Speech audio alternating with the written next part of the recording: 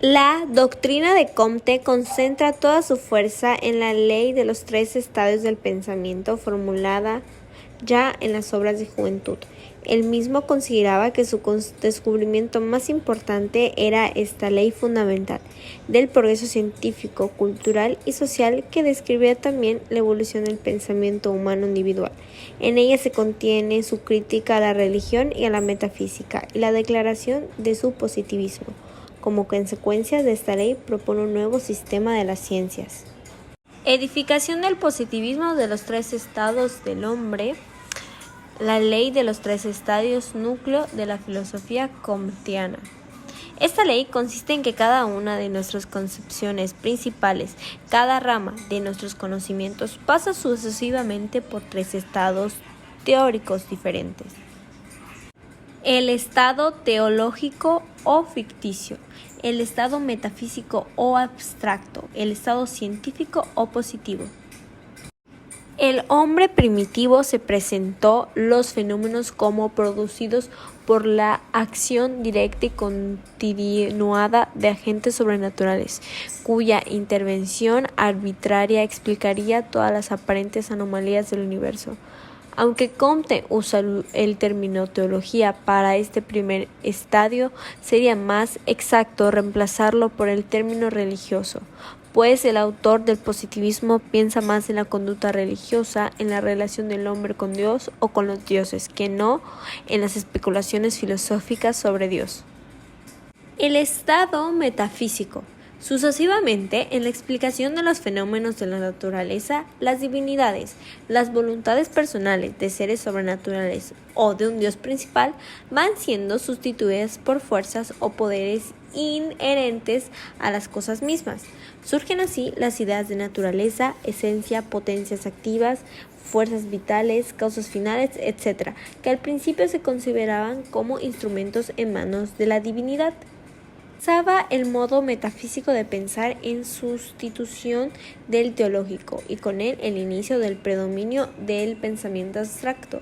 Sin embargo, no se trata todavía de una verdadera explicación de los fenómenos, pues los hombres, bloqueados por sus propias abstracciones lógicas, discuten inútilmente sobre ideas generales como justicia, libertad, derecho y otras semejanzas, confundiéndolas con la realidad. El hombre renuncia a buscar causas últimas y explicaciones de los fenómenos en algo que esté más allá de la experiencia. En esta etapa se atiene a los hechos y trata de formular las leyes que los coordinan por medio de la observación, de la experimentación y del razonamiento. Este conocimiento de las leyes naturales se dirige a la prevención de los acontecimientos futuros y con ello al dominio de la naturaleza. Una característica fue que defendió el método científico como el único método posible para obtener conocimiento válido, independiente del tipo de ciencia del que se tratara. Criticó y se alejó de cualquier forma de metafísica, subjetivismo o consideraciones que no fueran objetivas en términos empíricos. Su representante fue el pensador francés Auguste Comte, fundador del positivismo y de la sociología, con la publicación de su curso de la filosofía positiva. En 1830 a 1842, Auguste Comte apadrinó un nuevo movimiento cultural del que sería considerado iniciador y máximo representante, el positivismo. La idea de hecho social se emplea en el terreno de la antropología y la sociología para aludir a las ideas y los comportamientos que pueden encontrarse en un grupo social. Para entender qué es un hecho social, por lo tanto, es importante comprender el concepto de grupo social. Así se denomina el conjunto de individuos que comparten un objetivo e interactúan entre sí. Al tener algo en común, los miembros de esta agrupación cumplen un cierto rol en la sociedad. Francés Émile Durkheim, quien creó la noción de hecho social a fines del siglo XIX. Durkheim sostenía que un hecho social era un modo de hacer influido por la cultura y el contexto social. Los hechos sociales son conductas humanas habituales no dependientes de la constitución biológica ni psíquica de las personas, sino de la sociedad que integra, que tiene una existencia singular y propia. Características del hecho social.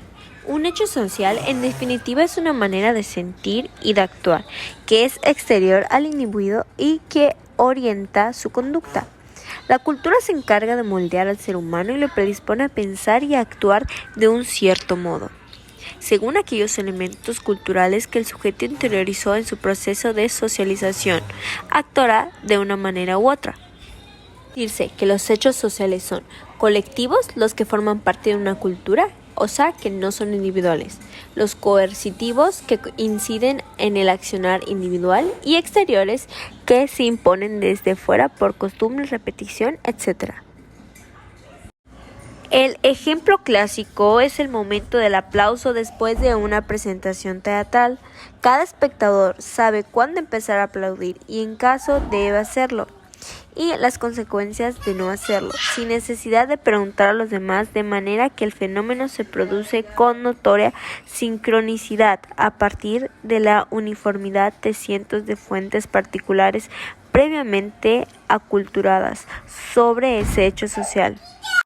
El materialismo histórico, por tanto, se refiere a una doctrina que, de acuerdo con Marx, los cambios en el espíritu de la sociedad, teniendo en cuenta que se expresaban en la superestructura, se derivan de las relaciones económicas de producción. El materialismo histórico trata de percibir aquellos cambios históricos culturales que se producen debido a las condiciones materiales de la vida y la propia lucha de clases que definía Marx. Todo aquello en contraposición de la creencia en Hegel, en la que se establece la sucesión de la historia en base a la determinación del espíritu. Sus características son que concibe que todo lo que se refiere a una sociedad viene determinado por su modelo de producción. Establece que los cambios socioeconómicos no dependen de la determinación individual. Muestra la economía como base de la historia social.